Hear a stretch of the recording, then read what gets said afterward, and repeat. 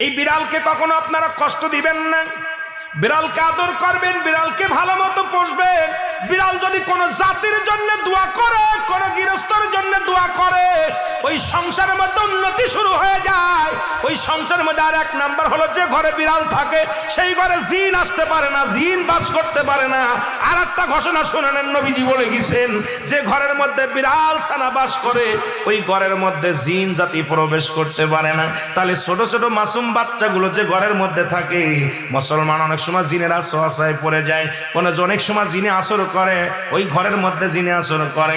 যে ঘরের মধ্যে বিড়ালকে আদর করে বিড়াল থাকে, ওই ঘরের মধ্যে বিলাই বিড়াল বিড়াল বিলাই বিলাই, এইটা যার ঘরের মধ্যে আছে এই ঘরের মধ্যে দুষ্ট জিনেরা আসতে পারে না। জোরে জোরে চিল্লায় বলা যাবে না মারহাবা।